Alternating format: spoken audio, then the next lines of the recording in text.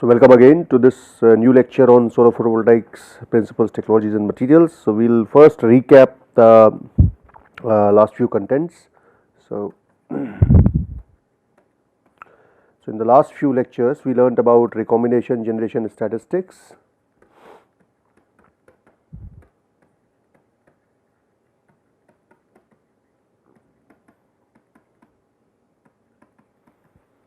So essentially we looked at low level injection recombination rates. So essentially you can say R is equal to delta N or delta P divided by tau N or tau P, and this is mainly about minority carriers, because any perturbation in solar cell affects a minority carrier most. As a result, analysis for carrier movement or carrier concentration or current for minority carriers is most important in semiconductor electrical property analysis. So we did this. This is for low level injection conditions, and that we explained what it was. Basically, any perturbation delta N or delta P is small enough so that your majority carrier concentration doesn't change much, doesn't have significant change, whereas minority carrier concentration does change. And then we looked at the generation, basically from the perspective of absorption. Okay, so which is dealt with, which is characterized by this absorption coefficient alpha, and this alpha tends to be high for semiconductors which are direct bandgap semiconductor as compared to indirect bandgap semiconductors, and that is because in indirect bandgap semiconductor, because you also have to conserve the K space, and that is what leads to different kind of transitions in indirect bandgap semiconductors. As a result, not enough photon energy is absorbed. So as a result, or not enough light energy is absorbed. As a result, absorption coefficient of indirect bandgap semiconductors is generally lower than the direct bandgap semiconductors. So you can say alpha of direct EG semiconductors is larger than alpha of indirect EG semiconductors, and this is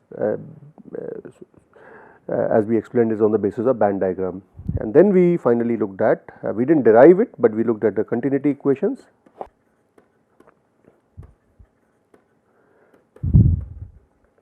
which is basically rate of change of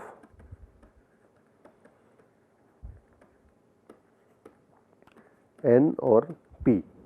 Okay. So essentially here you combine all the processes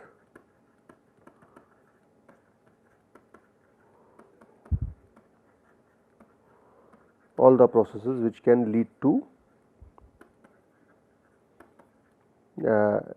dN by dt or dP by dt changes, and this means we have to take care of drift, we have to take care of diffusion, we have to take care of recombination, we have to take care of generation. Okay. So these were the things that we looked at in last few lectures. I would strongly recommend you to go through these two books. First is Semiconductor Fundamentals,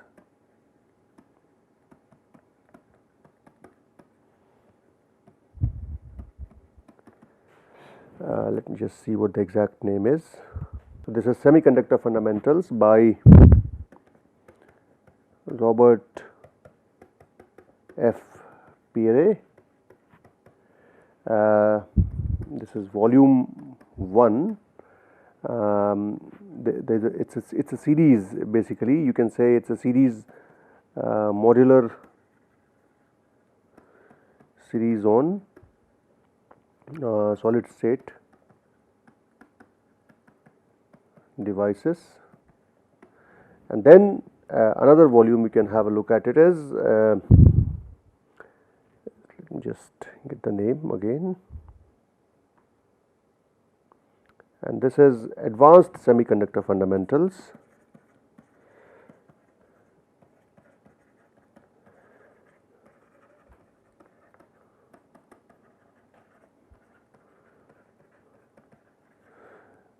Volume 6, okay, again from the same series by, so this is also from the same series, both of them by Robert F P array.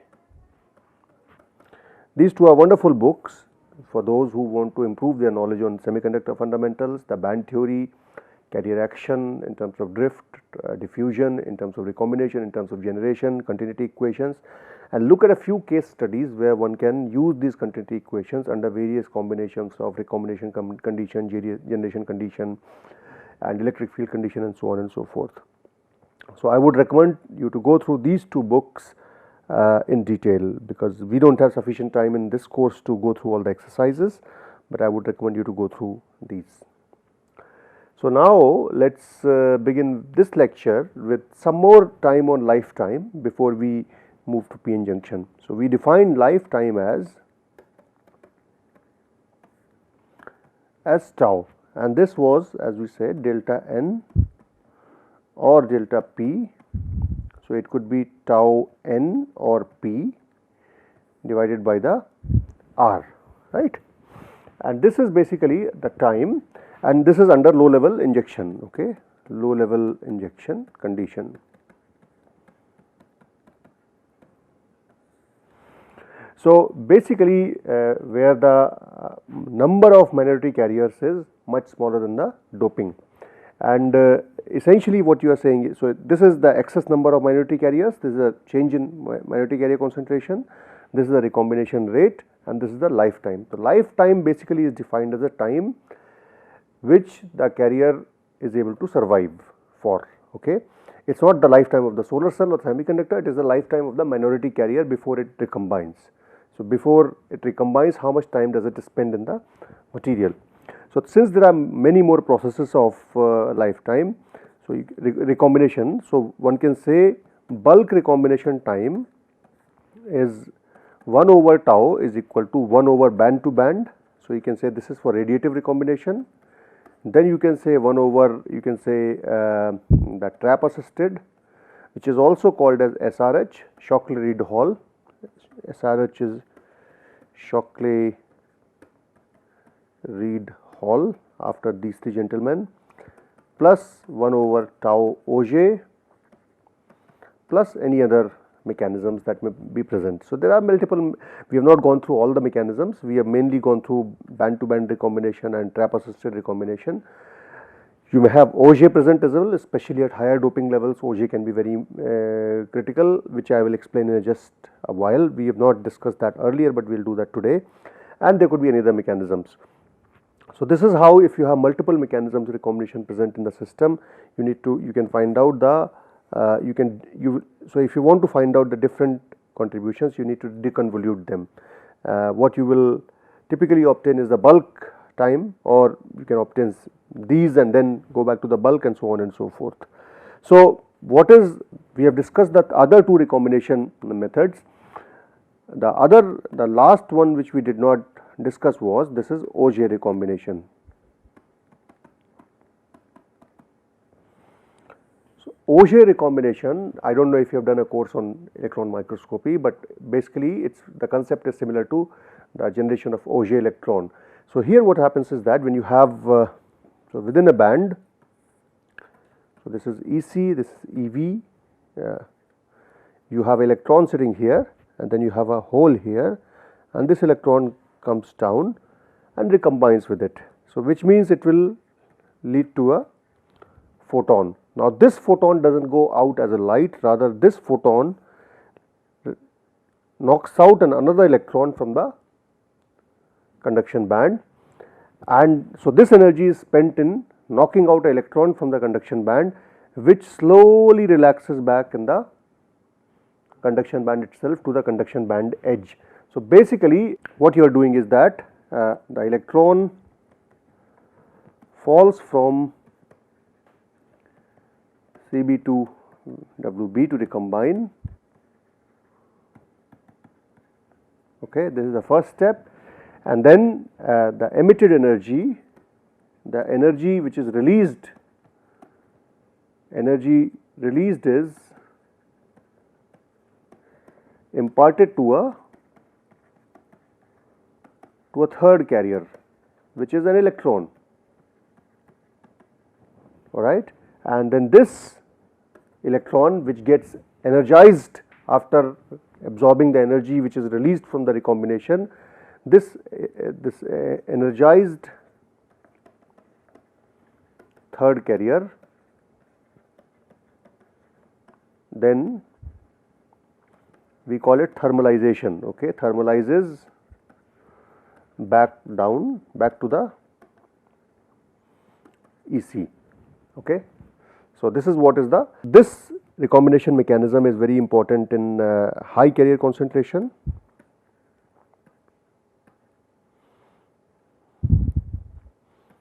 Leads to sort of Auger recombination, or when which is basically caused by, you can have high doping, or you can have very high concentrated light exposure. So, exposure to high optical intensity and so on and so forth. So, this is especially important for silicon based solar cells, where Auger recombination is very, so in this lifetime Auger recombination is actually the limiting factor in silicon solar cells as well as the efficiency, because this will lifetime is going to affect the current is going to affect the efficiency, as we will see later on how they are related, and it is this mechanism which is important in silicon solar cells. So, basically you can say heavily doped the material is, so you can say heavy doping leads to shorter lifetime, and mostly it is Auger. So, this is mainly about silicon. Okay. So, tau Auger is given by an expression 1 over C Na square. Okay. So, this is Na is basically accepted doping, accepted dopant concentration, and C is a Auger coefficient whose value is about 1.65 into 10 to the power minus 30 centimeter to the power 6 per second. Okay. This is for silicon. Okay. So, this is what is the sort of expression for the relation of lifetime in Auger recombination versus the acceptor concentration. So, you can see that as the doping concentration goes up, it goes as a square of it. So, when the doping concentration increases, the lifetime becomes smaller in a inversely square manner. So, drop will be much more faster as you increase the doping level. So, on one hand, heavy doping leads to certain advantages in silicon solar cells, as we will see later on, but on the other hand, heavy doping leads to higher recombination rate also. Now, we will look at so this recombination time is related, this lifetime is related to what we call as diffusion length.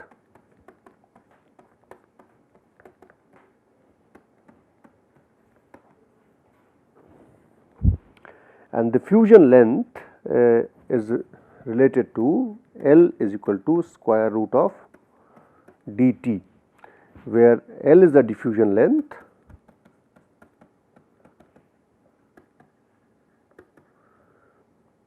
d is diffusivity, and t is the life time. So, here you can see that, so if I just make it red in this fashion. So, this is diffusion length is in meter, this is in second. So, this is going to be in meter square per second. So, that is the unit of diffusivity, and generally for a material like silicon, the lifetime is about 1 milliseconds. It depends upon doping level and type of silicon itself, whether it is a P or N type silicon. So, and this diffusivity is generally diffusion length is generally of the order of 100 to 300 micron. So, your design of solar cell is basically limited by these diffusion lengths. I mean, you have to design a solar cell in such a manner so that the carriers do not recombine. So, that is why these diffusion lengths are very important, an estimate of lifetime, and as a result diffusion lengths are very important. So, if you know the lifetime using spectroscopic methods, you can determine the lifetimes, and the lifetimes can then be back correlated with the diffusion lengths, and these diffusion lengths determine the device design, how thick the device will be to give you good enough current. So, basically these two parameters are also indicator of material quality. So, higher the diffusion length is, better the material quality is, because it is not only affected by dopant concentration, you may also have defects, and defects also tend to reduce the lifetime. So, defects, dopants, any other factors, thermal factors, so all these factors tend to reduce the lifetimes, and our objective as a material designer is to increase the lifetime so that the diffusion lengths are larger, and hence the carriers do not recombine.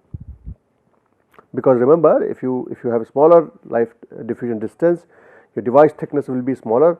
Smaller the thickness is, less the light absorption will be. So, there is a competition between making the device thicker and absorbing the light. If you make the device very thick, you can absorb more, but you will have no current, because diffusion lengths are smaller than the device thickness. So, the device has to be designed in such a manner so that you optimize the light absorption and recombination. So, now we look at the generation rate. We looked at the absorption last time, but we look at generation rate now.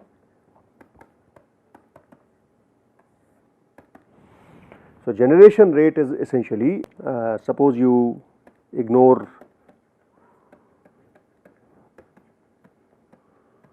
the reflection losses, although you will have to take them into account in most cases. The amount of light which is absorbed by the material will be determined by the absorption coefficient. So, light absorbed is a function of absorption coefficient, and this absorption coefficient is given in per centimeter inverse, okay, and the thickness of absorbing material, which is T, okay, T or delta or D, whatever it comes out. So, in this case let us say delta. So, delta is the thickness,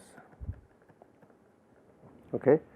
So, intensity of light which arrives on the device is given by the equation I is equal to I naught into exponential of minus alpha x, where alpha is the absorption coefficient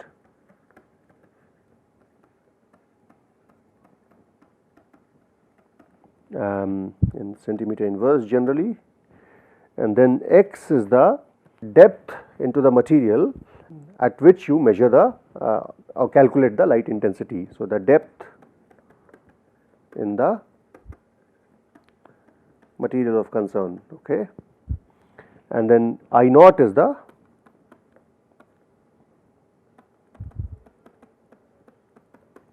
intensity on the top surface of the material.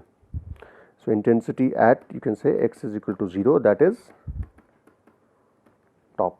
So, essentially you can say this is the design like. So, if you have, this is sun light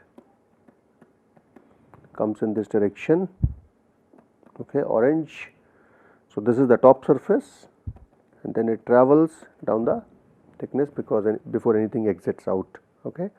So, whatever is going to be absorbed, so this I absorbed will be a function of alpha and T within this regime, okay. So, this equation is basically used to calculate the number of photons absorbed, and number of photons can be correlated to the number of electron hole pairs. So, assuming that each photon will give you one electron hole pair, provided I is, so for energy is greater than Eg,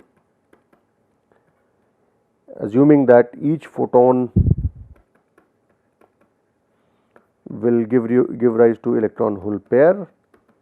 If you have 100% conversion, then you can calculate theoretically what is the generation rate of carriers is going to be in the device, and then you can calculate it. When the radiation is less than Eg, then material is basically transparent to that radiation. That radiation will not cause any electronic transition. As a result, the radiation will simply go through the material, which means it is transparent to that radiation. That is what we call it as. So, assuming that,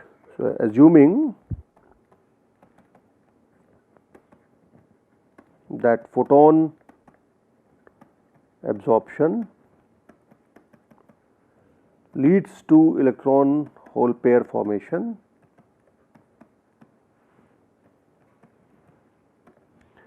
The generation, one can calculate, determine the generation rate.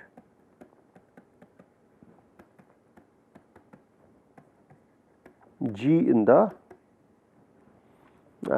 material of a thin, basically we can consider the material as a thin layer.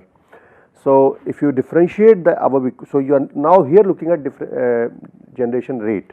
So, for that you need to differentiate this equation that we saw earlier, and what you get by differentiating that equation, G is equal to alpha into, so you can say, write this as Ns e to the power minus alpha x. So, this is generation rate. So, of course, it has time dependent. So, what is alpha? Alpha is, as we say is absorption coefficient,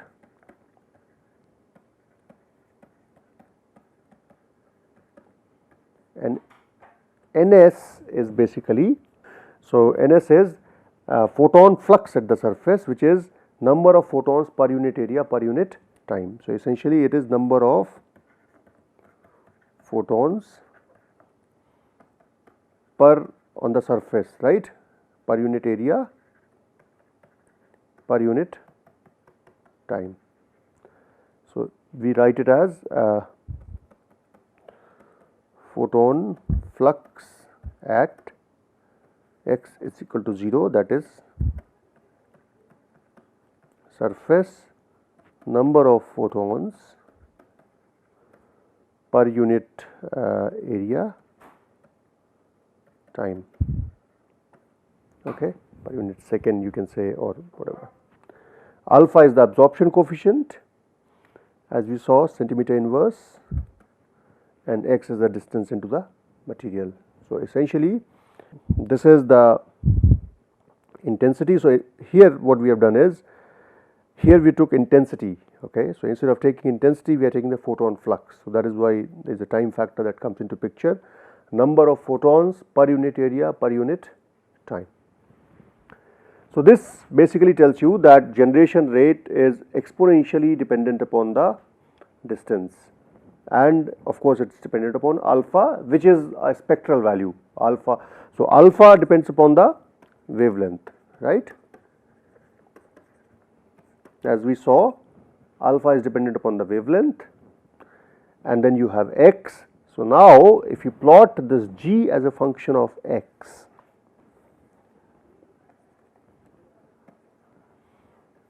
G as a function of x. So, let us say at a very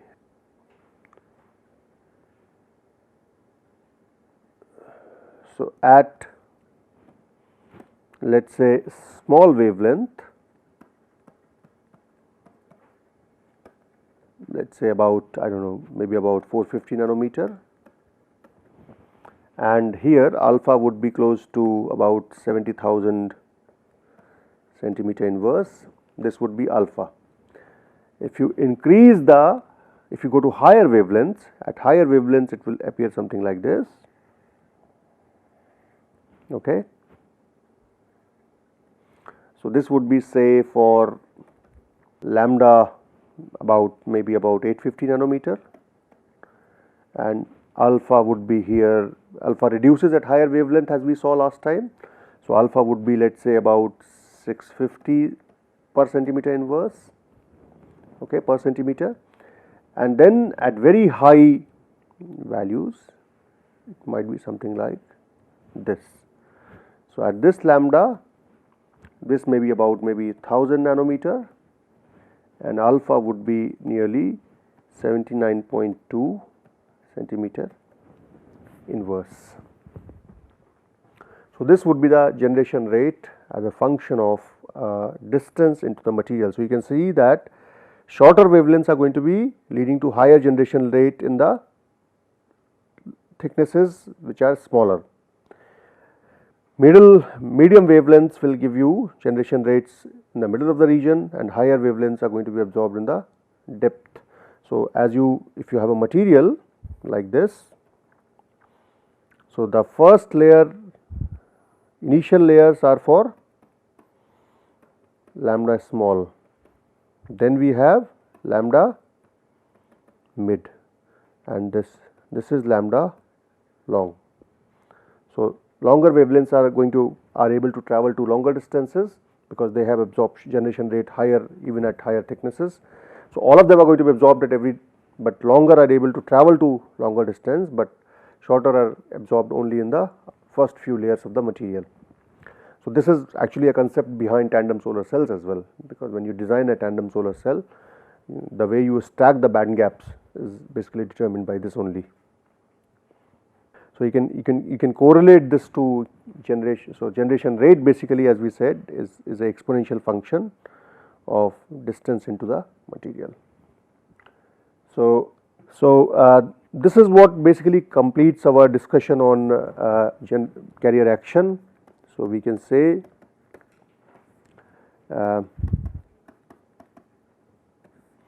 the carrier in the semiconductor moves by drift under the influence of electric field. It moves under the diffusion, which is concentration gradient. Then the carrier concentration is also affected by what we call as generation G, and then it is also affected by recombination, which is R. It is the combination of these four aspects which gives rise to net change in carrier density in the semiconductor device, which is going to lead to the changes in the current that you obtain from the device. Okay. So, this is what the summary of past 4-5 lectures is. Now, we will move on to the next important aspect of solar cells, that is PN junction. So, next topic is essentially PN junction diode and its characteristics.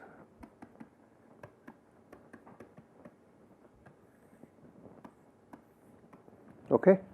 So, we will stop here for this lecture, and we will move on to the next one in the next class, next lecture. Thank you.